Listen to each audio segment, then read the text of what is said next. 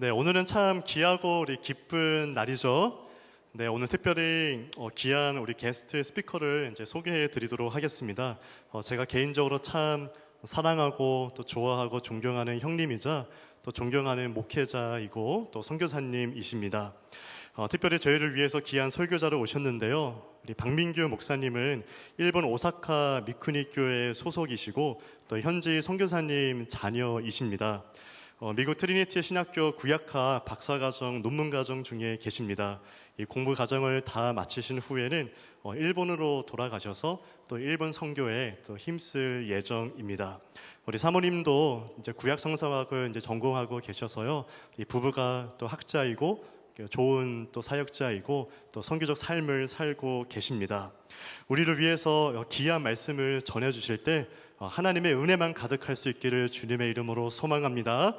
자, 우리 목사님 나오실 때 사랑합니다, 축복합니다. 우리 힘차게 박수로 환영하도록 하겠습니다.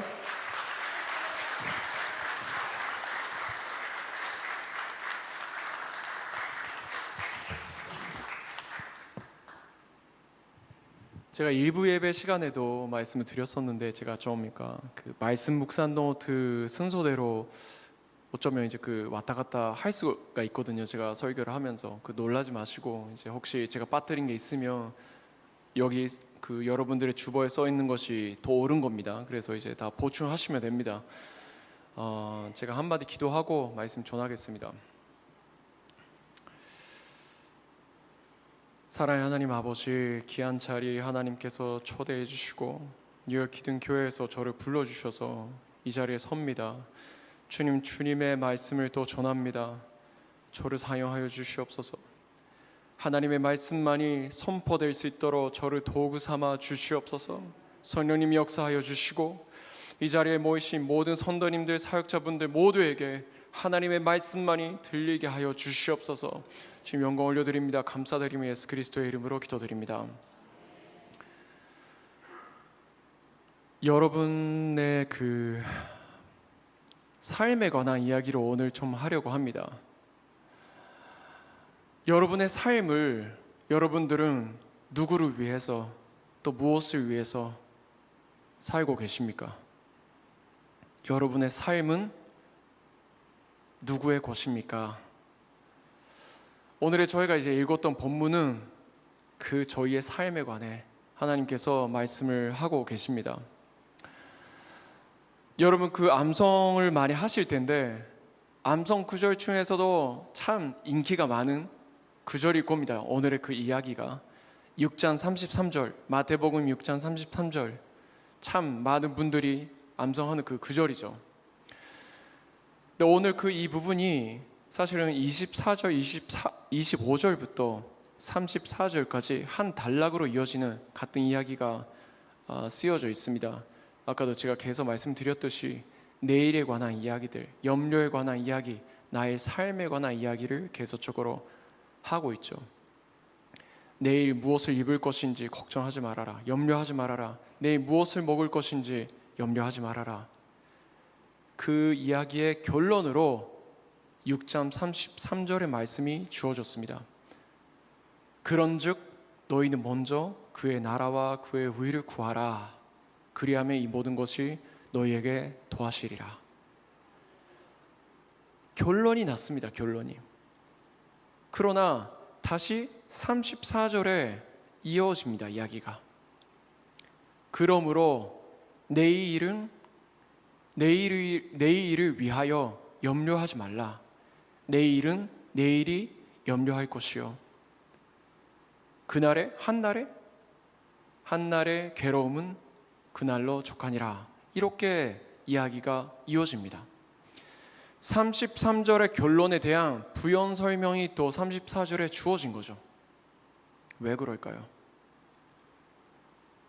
34절에 여기서 이어지는 이야기는 다시 한번 내일, 우리의 앞날 내일을 염려하지 말라 같은 이야기를 반복을 하면서 두 번째 문장에 이렇게 이야기를 하십니다. 참 특이한 이야기가 나오죠. 내일이 누가 내일이 염려할 것이요 라고 얘기를 합니다. 참 이상하지 않습니까? 우리의 삶에 우리가 걱정을 해야지, 우리가 염려를 해야지. 근데 여기서는 내일이 염려할 것이다 라고 내일을 위인화시키고 이야기를 나눠주는 거죠. personificate, 내일이 마치 주체가 된 것처럼 그렇게 얘기를 하는 거죠. 이러한 기술을 쓸 때 무엇을 위해서 이렇게 쓸까요? 독자나 듣는 사람들의 주의를 끌기 위해서. 어떻게 하다? 왜 이렇게 썼을까? 왜 이렇게 말씀하셨을까? 주의를 끌게 됩니다. 이 이야기의 목적은 우리는 우리의 삶을 살면서 내일은 나의 내일이라고 생각하지만 우리의 내일은 타인 것이다, 남의 것이다 라고 얘기를 하는 거죠. 타자화 시켜주시는 겁니다. 우리의 내일은 우리와 분리할 수밖에 없는 것이다. 내 손에는 내가 손으로 잡지 못하는 일입니다 라고 이야기를 해주시는 거죠. 그러면서 마지막 문장에 한날의 괴로움은 그날로 족하니라. 그날이 우리에게 주어진 시간이다 라고 얘기를 하는 거죠. 다만 이 34절의 이야기를 이해하기 위해서는 이 마지막 문장에 나왔던 괴로움이라는 그 단어가 하나 있습니다. 이것을 이해를 할 때 저희가 더 마태복음을 풍성하게 이해를 할 수가 있게 됩니다. 이 괴로움이라는 단어가 그냥 지나간다면 괴로움, 영어로는 trouble, 어려움 이렇게 이해할 수가 있죠. 흔한 이야기입니다. 그러나 신약 성경에서 이 단어가 원래 헬라어로는 악하다, 나쁘다 이런 굉장히 흔한 단어로 계속 쓰여지다가 이곳에서만 괴로움이라는 그 단어로 의미로 쓰여졌습니다. 구약 성경의 헬라 번역본에 이 단어의 뜻으로 똑같은 단어가 쓰여진 것이 하나 있습니다. 그것이 바로 오늘 저희가 읽었던 전도서 7장 14절의 말씀에 있습니다. 보여주십시오. 전도서 7장 14절 말씀. 이 한 구절은 네 문장으로 구성이 되어 있는데요. 첫 번째 문장에는 현동한 날에 관해요. 두 번째 문장은 곤고한 날에 관해. 그리고 세 번째 문장에 이 두 가지를 하나님 병행하게 하사 이렇게 이제 이어지는데요. 두 번째 문장에 곤고한 날이라는 곤고하다라는 단어가 한국어로는 곤고하다라고 쓰여져 있지만 원어로 봤을 때 마태복음 6장 34절에 나왔던 괴로움과 이 곤고함이 같은 단어이며 같은 뜻으로 의미로 쓰여졌습니다.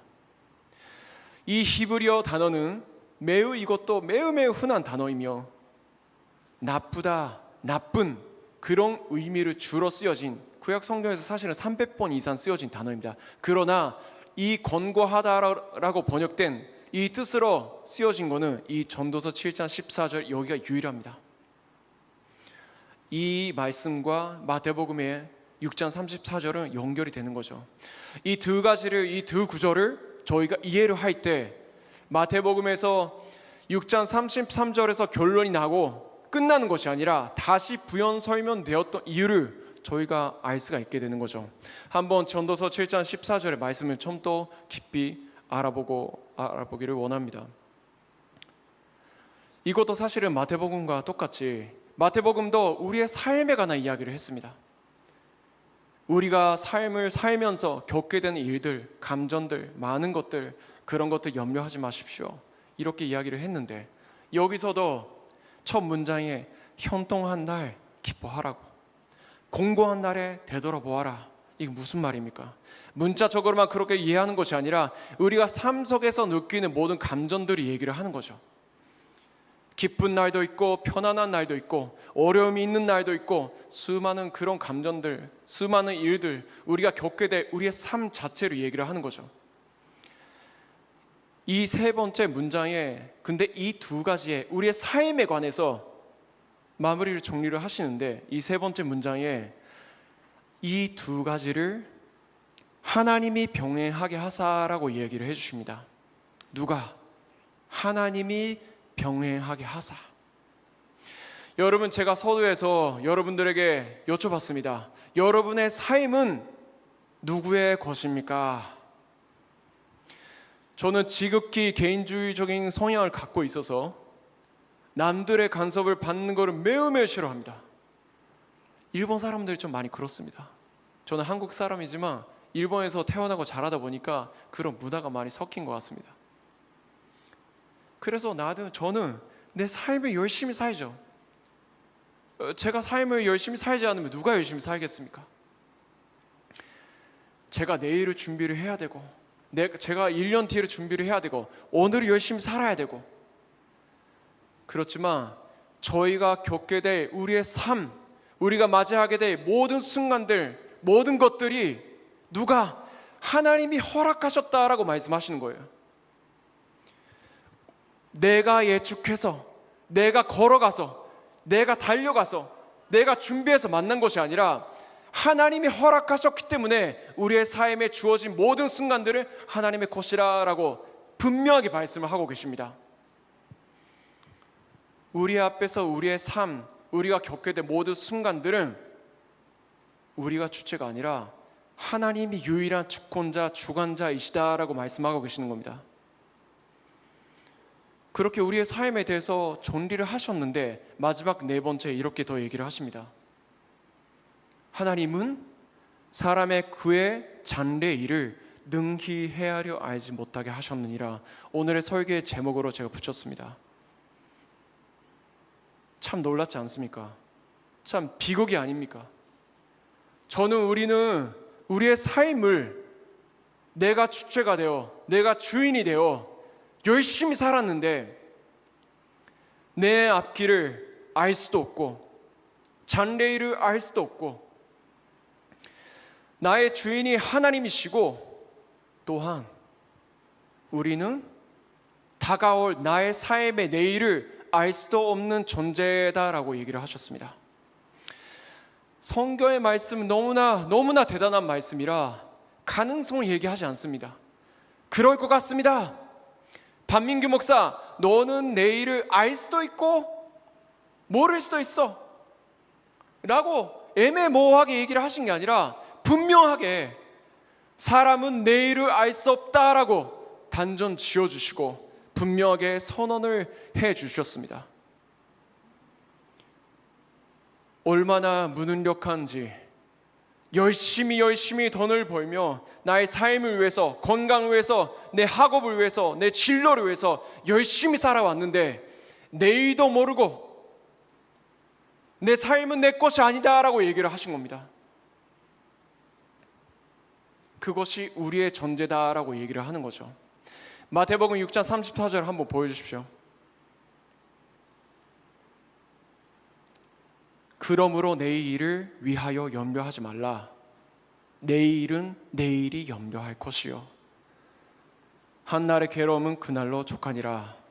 이 전도서 이야기를 이해를 했을 때 이 마태복음에서 주어진 이야기가 우리의 내일은 내가 손에 닿을 수 없는, 아니 더 나아가서 우리의 삶에 일어나는 모든 순간들은 내가 계획해서, 내가 걸어가고 싶어서, 내가 하고 싶어서 된 것이 아니라 하나님께서 모든 것을 허락하셨기 때문에, 내가 예상해서 내가 계획해서 한 것이 아니라 하나님이 허락하셨기 때문에 주어진 삶이며 나는 그것을 알 수 없는 가운데 살아가는 그러한 존재다라고 얘기를 하고 있습니다. 여러분은 우리의 삶을 살면서 내가 주인이다, 내가 주체다라고 생각을 하면서 사십니까? 여러분들 교회를 섬기시면서, 기도를 하시면서, 봉사를 하시면서 여러분 어떻게 기도를 하십니까? 저는 목사기 때문에 기도할 시간들이 있지 않습니까? 하나님 앞에 부르심을 받은 사람으로서 사명이 있습니다. 일본 선교로 돌아가서 개척을 하고 일본 민족에 복음을 전하고 그들을 제자로 양성하고 한국 교회가 바라봤던 것처럼 교회를 세워나가고 하나님께서 주신 나의 사명을 위해서 열심히 공부하고 열심히 기도 생활하고 이제 일본에 갈 날을 기다리고 있습니다. 주님, 그러니까 하나님의 종으로서 저를 사용하여 주시옵소서. 하나님의 일을 해야 됩니다. 하나님의 일을 감당해야 됩니다. 저에게 하나님 은혜를 주시옵소서. 이런 기도를 제가 드릴 때 잘못한 게 뭐가 있을까요? 여러분도 하나님 앞에 기도를 할 때 주님, 제가 이걸 해냈을 때 하나님에게 큰 도움이 될 겁니다. 제가 이걸 해야만 교회를 위해서 도움이 될 겁니다.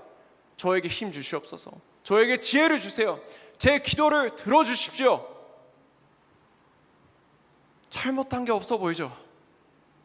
다만 우리도 모르게 어떻게 내가 이러한 기도를 드릴 때, 저희가 이러한 기도를 드릴 때 이미 제 안에 삶의 주인은 하나님이 아니라 내가 주인으로서 내가 계획을 세우고 내가 하고자 하고 싶은 것들을, 내가 해야 될 일들을 제가 정해놓고, 하나님 제가 이거를 해야 되기 때문에 하나님 저를 사포트 해주십시오. 아시지 않습니까? 제가 이거를 해야만 하나님의 일을 감당합니다. 도와주십시오. 그러나 성경 말씀은 전도서와 6장, 마태복음의 6장 34절의 말씀은 우리에게 분명하게 선언을 합니다. 나의 삶은, 주인은 내가 아니라 하나님이다 라고 말씀하십니다. 내가 내일을 계획하고 앞으로의 장래일을 계획하고 내가 마치 이것을 해야만이 의미가 있다고 생각하는 것들도 하나님이 허락하시지 않는다면 아무런 의미가 없고 내가 주어질 수도 없고 내가 손으로 잡을 수 없는 것들이다 라고 얘기를 하시는 겁니다. 마태복음에는 염려의 개념들이, 염려라는 이야기가 많이 나오게 됩니다. 그러나 그 이야기는 단순 염려하지 맙시오 이렇게 얘기하는 것이 아니라 하나님을 믿는 믿음, 하나님을 섬기는 그 신뢰, 그것과 반대의 개념으로 쓰여집니다. 그렇다면 우리가 하나님의 앞에서 염려하고 또한 내가 주체가 되어서 내 앞의 일을 계획하고 내 미래를 걱정하고 염려하는 이 것들이 마태복음은 뭐라고 얘기를 하냐면 하나님을 수동적 신선 모독이라고 얘기를 합니다. 우리가 굳이 하나님이 욕하지 않아도 내가 염려하는 것들이 하나님이 우리의 삶을 이끌어 가시는데도 그것을 믿지 않고 신뢰하지 않고 받아들이지 않는다라는 행위로 마태복음은 가르치고 있는 것입니다. 여러분, 좀 내용 자체가 좀 심각하기도 하고 염려하지 마십시오 이렇게 얘기를 하니까 좀 긴장되실 수도 있습니다. 제가 젊을 때 처음으로 마태복음 6장을 읽었을 때 그래도 순수한 마음에 그때는 지금보다 훨씬 더 염려하지 마십시오, 내일을 염려하지 마세요 라고 써 있으니까 진심으로 딱 결단 내리고 하나님, 이제는 제가 A형이고 걱정이 많고 불안이 굉장히 많습니다. 그러나 하나님 말씀 믿고 결단하고 이제 더 이상 걱정하지 않습니다. 하나님님 바라보겠습니다. 기도하고 얼마나 갔을까요? 1시간도 가지 않죠. 제가 걱정하고 싶어서 걱정이 일어납니까? 제가 의도해서 염려가 일어날까요? 그렇지 않습니다. 제 머릿속과 제 가슴을 그렇게 하고 싶지도 않는데 막 들꺼오는 거예요. 계속 다른 것들을 하고 있어도, 영화를 보고 있어도, 운동을 하고 있어도, 공부를 하고 있어도 막 머릿속과 제 마음에 염려와 걱정이 막 들꺼오는 거예요. 계속 젊을 때는 이 말씀의 의미들을 정확하게 모르니까 주님, 저는 정말 너무나 힘이 없습니다. 저는 믿음이 없습니다. 이렇게 말씀을 읽었는데 10분 뒤에는 제 걱정이 머릿속을 지배하고 있습니다. 여러분들 앞에서 이렇게 이제 염려에 관한, 내일에 관한 설교를 준비를 하면서 여러분들이 보시기에 제가 어떨까요? 평범한 목사님, 젊은 목사님, 좀 열정이 있는 목사님 보이지 않습니까? 참 제가 부끄럽게도 그래도 이제 이곳에서 설교가 이제 정해졌으니까 한인교회에서 이제 설교를 할 때 입을 이 양복이죠.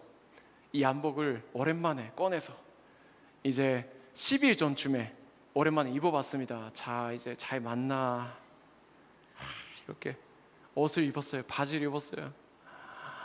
와, 엉덩이랑 허벅지가 꽉 끼는 거예요. 그 자리에서 한 발차기라도 하면 바지가 터질 것 같은 그런 느낌을 받았습니다. 자켓을 입으니까 제가 가슴이 좀 그 근육이 발달이 돼 있어서 좀 큽니다. 여기와 양쪽 가슴에 걸려서 팔이 안 나오는 거예요. 옷을 조용히 벗고 그날의 그 시간에, 오늘 주일 당일이죠.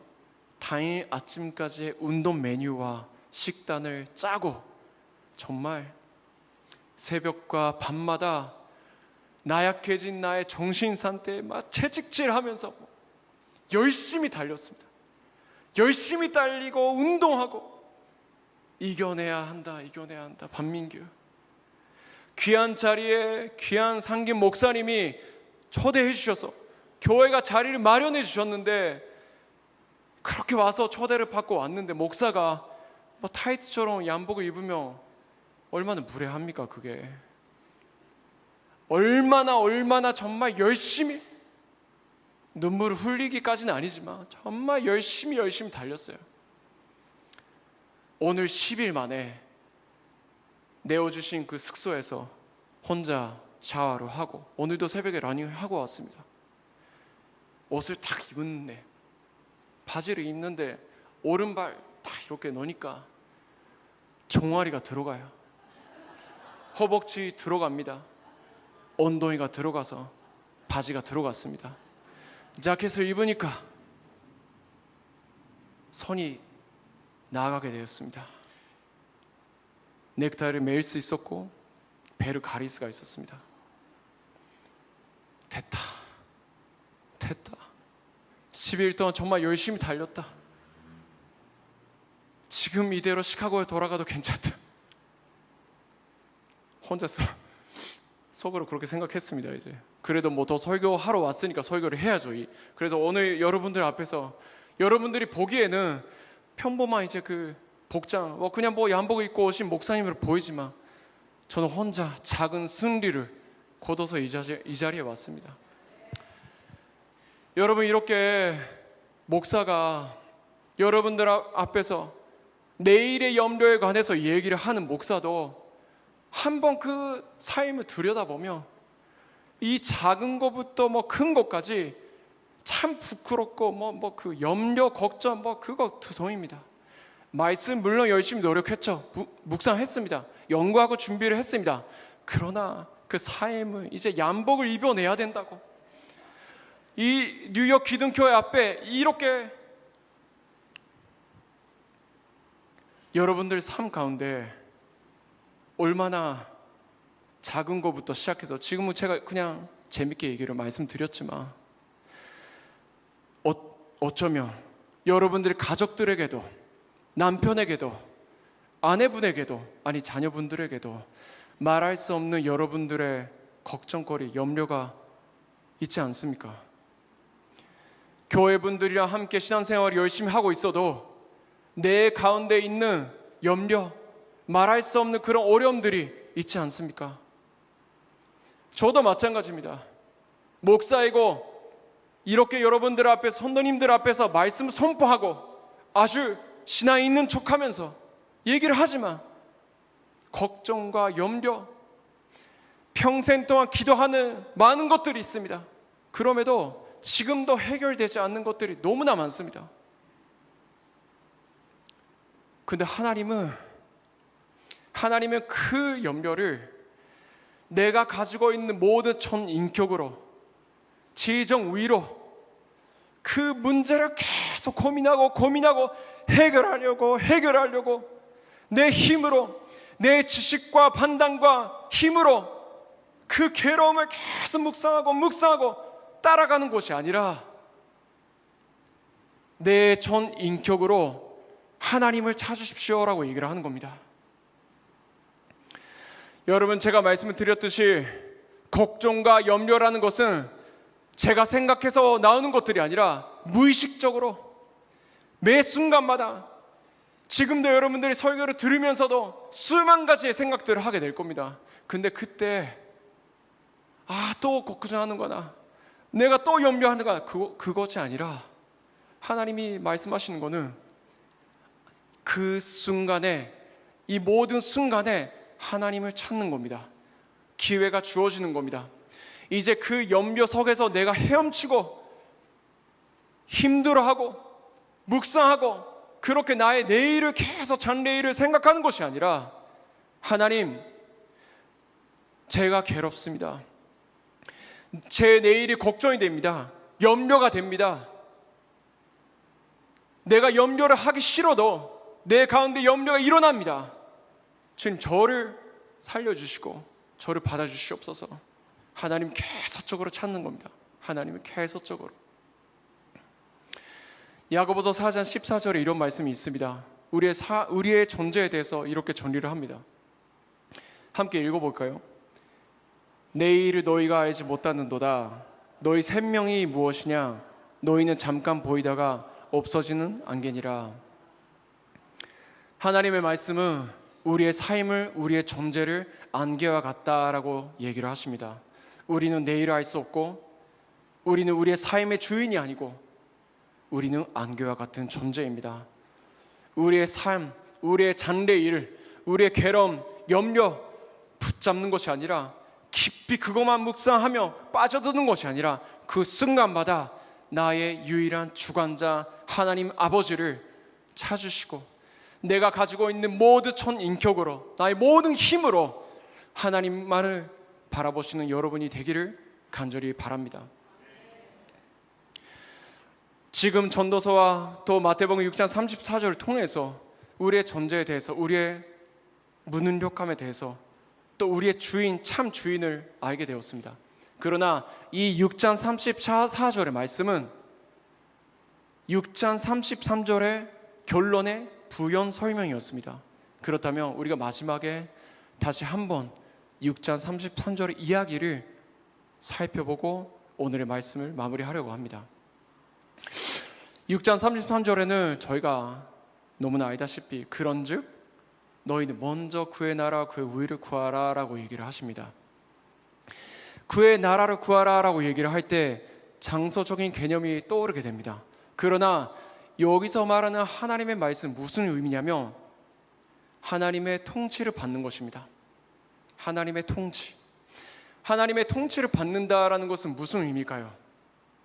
아까도 제가 여러 번 여쭤봤듯이 여러분의 삶의 주인이 우리가 아니다라고 얘기를 했습니다. 우리의 삶의 주인은, 참 주인은 하나님이다라고 얘기를 했습니다. 그렇게 말씀이 성경이 가르치고 있습니다. 이 통치를 받는다라는 것은 그것을 인정하되, 우리 가운데는 아무도 건드릴 수 없는, 아무도 접할 수 없는 중심이 있죠. 내 모든 깊이 있는, 누구에게도 건드림 받을 수 없는, 간섭을 받지 않는 그런 중심 자리에 하나의 자리가 있습니다. 그 자리에 어떤 사람들은 내 자신이 앉을 수도 있고, 나의 그 왕자리에 재물이 앉힐 수도 있고, 권력이 될 수도 있고, 행복이 될 수도 있고, 여러 가지가 될 수가 있죠. 그러나 하나님의 통치를 받는다라는 것은 여러분들의 그 숨겨져 있는, 가려져 있는 가장 중심 자리에 있는 왕자리에 하나님을 왕으로서 모시고 내어드리는 겁니다. 온전히 나의 삶의 주인, 왕은 하나님입니다 라고 고백을 하는 겁니다. 염려를 할 때마다, 걱정할 때마다, 아니 다른 주체가, 다른 왕들이 내 중심의 자리를 차지할 때마다 하나님 앞에 있는 그대로 고백하면서, 하나님, 또 내가 이 자리에 앉아 있습니다. 내 중심에 내가 더 앉아 있습니다. 하나님, 또 나의 염려가 내 자리를 차지하고 있습니다. 주님, 저를 용서하여 주시옵소서. 하나님, 나의 진정한 왕, 나의 진정한 주인은 하나님, 오직 하나님뿐입니다. 주님, 제 삶의, 제 중심의 자리에 들어와 주시고 저의 삶을 이끌어 주시옵소서. 매 순간마다 하나님 앞에 간절히 있는 그대로 기도를 드리는 겁니다. 하나님의 우위를 구하라라고 말씀하셨습니다. 무슨 의미일까요? 우리의 삶은 하나님의 것입니다. 우리에게 주어지는 것들은 하나님의 섭리이며 주권자 하나님께서 허락하신 것들입니다. 나의 내일은 내 것이 아니라 하나님이 주시는 것들이죠. 그렇다면 하나님의 우위를 구한다는 것은 하나님이 이끌어 가시는 그 이끄심이 항상 옳며 의로우며 선하심을 인정하고 받아들이는 삶입니다. 아멘. 하나님의 통치를 받으며 하나님의 우위를 구하는 삶, 하나님의 왕이시며 하나님이 이끌어 가시는 대로 그의 손을 잡고 그의 등을 바라보며 따라가는 것이 우리의 하나님의 나라 우위를 구하는 삶입니다. 여러분, 저희가 하나님이 이끌어 가시니까, 하나님이 나의 삶의 주인이니까 그냥 하나님 알아서 하십시오, 이런 반전주의를 얘기하는 겁니다.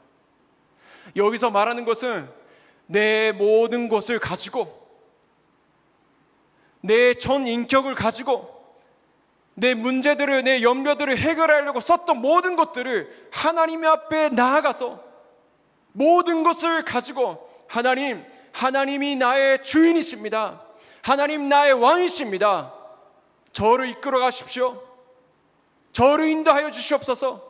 하나님의 이끄심이 나의 삶이며 가장 바른 길입니다라고 온 힘으로, 온 마음으로 하나님께 고백하고 하나님께 기도드리며 예배하며 섬기는 것이 오늘의 마태복음 6장 33절의 내용입니다.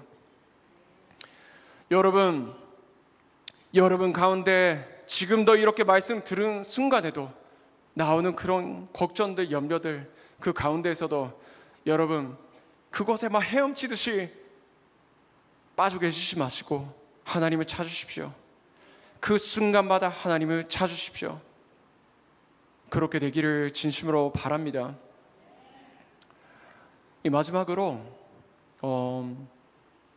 설교의 문맥과는 조금 전 문맥이 다를 수 있지만, 제가 오늘 그 컬럼에 상규 목사님께서 써주신 내용을 보다가 생각이 나서 좀 이야기를 좀 하고 싶어서 좀 이야기를 하겠습니다. 한 10년 전에 제가 섬기는 미끄니 교회, 일본 교회에서 그 중요한 그 사역들이 있어서 진행하는데 젊은 전도사님이 한국에서 휴가를 내서 단기 선교로 혼자 오셨어요. 근데 저희 교회에서 하는 그 행사 가운데 새벽부터 밤까지 열심히 막 바쁜 가운데 봉사하시고 하시는데, 기도하는 시간이 되니까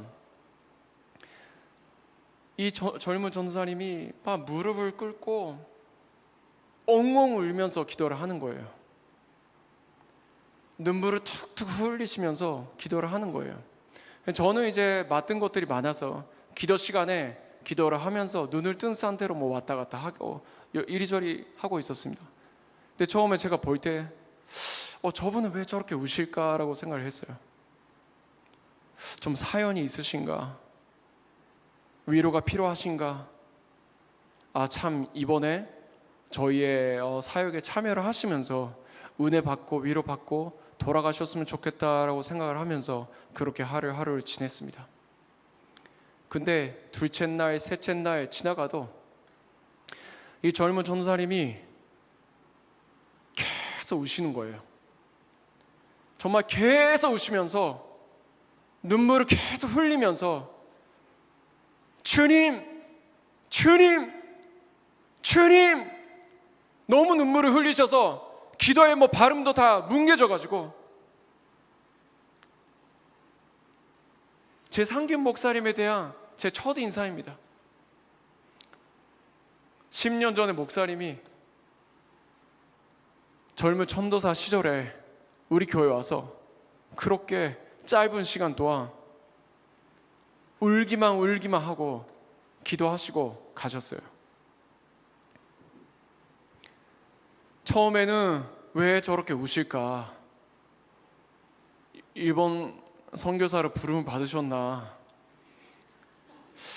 미크리 교회가 전도사님 교회도 아니실 텐데, 근데 이제 지나가는 그 시간에 저는 그거에 대해서 전도사님, 그때 당시 전도사님과 이야기 나눌 시간도 없었습니다. 근데 저는 혼자 하나님이 내 마음을 만져주셔서 이렇게 혼자 생각했습니다. 간상계 전도사님이 저렇게 통곡하면서 우는 게, 기도해 주시는 게 내가 사랑하는 미끄니 교회를 사랑해서 기도해 주시는 거구나.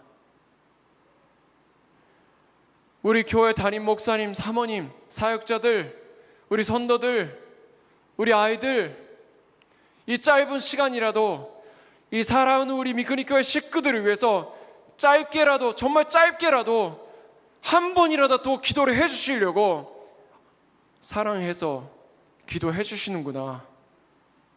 위로를 받았습니다. 사랑을 받았습니다. 선교지 가끔씩 외로운 느낌이 들죠. 사역을 아무리 열심히 해도 열매가 없고 어려움이 있고 외지에 홀로 남겨 있는 것 같고, 근데 이렇게 홀로 우리 교회도 아닌 전도사님 젊은 분이 오셔서 이렇게까지 사랑으로 기도를 해주시는데, 저도 우리 교회 식구들도 위로를 받았습니다. 사랑을 받았습니다. 여러분들 살면서 누군가의 사랑을 느껴본 적이 있습니까? 정말 제가 상상 못한, 저를 놀랍게 하는 그 사랑을 받으면요, 제 생각이 멈추게 되고 그 앞에서 견지게 돼요. 견지게 돼서 아무 생각이 없이 고맙습니다, 고맙습니다, 고맙습니다라고 그 말밖에 안 나오는 거죠. 여러분, 아까도 하나님께서 그의 나라와 그의 의를 구해야 된다라고 이제 말씀을 해주셨습니다. 통치를 받아야 된다라고 제가 말씀드렸습니다. 그러나 통치라는 그 단어를 쓰면 왠지 어떤 권력이나 어떤 힘 앞에 억눌리고 지배를 당하면서 사는 것 같은 그런 이미지가 있어요. 그러나 하나님은 단 한 번도 저희를 억누르고 강제로 끌어당기고 그렇게 하시지 않았어요. 하나님 아버지는 저희가 상상도 못하는, 저희가 감당도 할 수 없는 사랑으로 저희를 통치를 하시는 겁니다.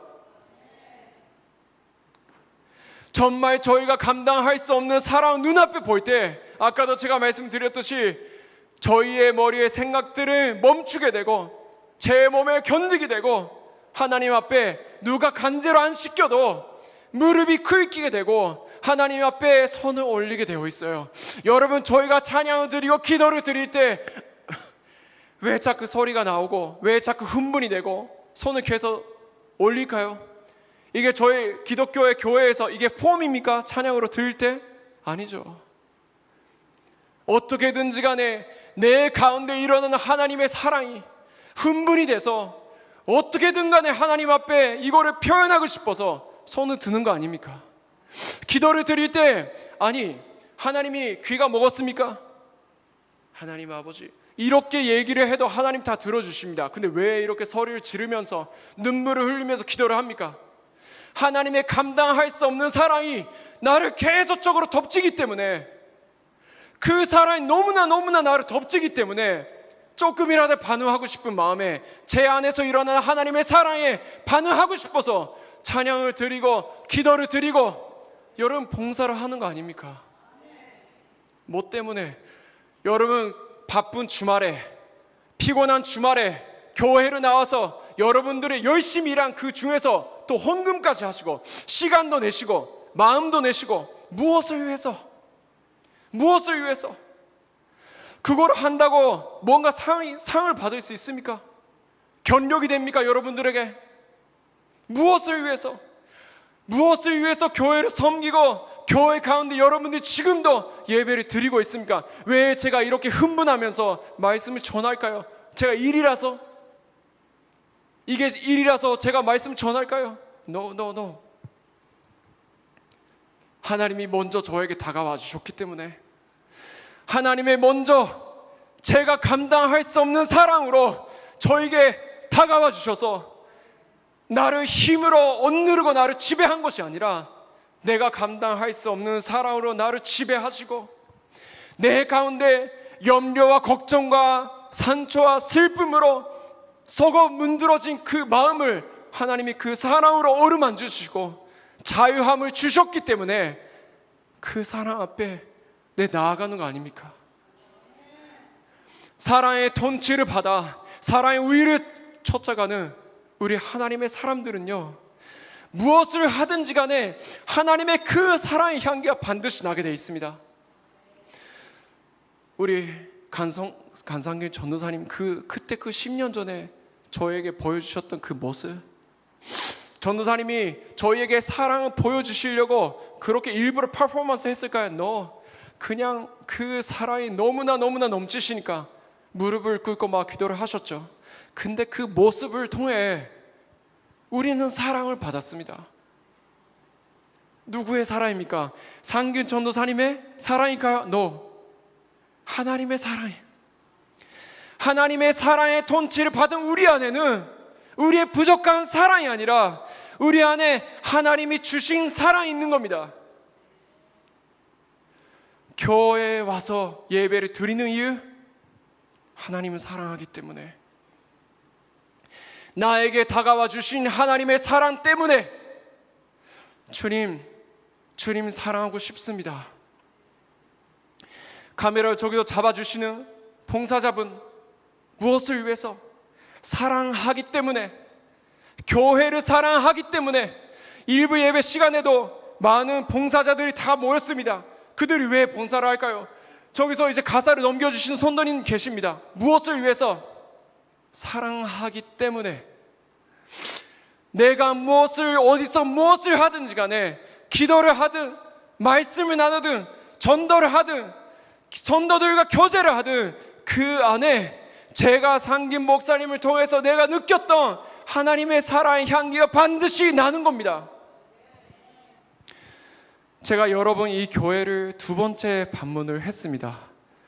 제가 기억력이 잘 나빠서 얼굴이나 이름을 제가 기억을 못하지만 제가 마음이 편한 이유가 뭐가 있을까요? 뭐 때문에? 우리 상기은 목사님과 예슬 사모님이 저를 사랑해 주시니까, 여러분들에게 저를 소개를 해 주실 때 사랑하는 반민규 목사님, 존경하는 반민규 목사님, 현님 소개합니다, 이렇게 소개를 해 주시는데 제가 이곳에서 불편할까요?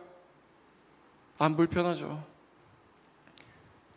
여러분들이 저를 사랑해 주시는, 사랑을 느끼시는 분도 있을 거고, 그래도 나쁘게는 생각 안 하실 겁니다. 우리 담임 목사님이 좋게 생각하시는데 괜찮아 보이네, 좋게 생각할 거 아닙니까? 누가 이렇게 처음에 와서 이 자리에서 처음 뵙는 자리에서 앉아 계시는 대부분의 분들이 저에 대해서 긍정적으로 생각해 주신 자리가 얼마나 감사합니까?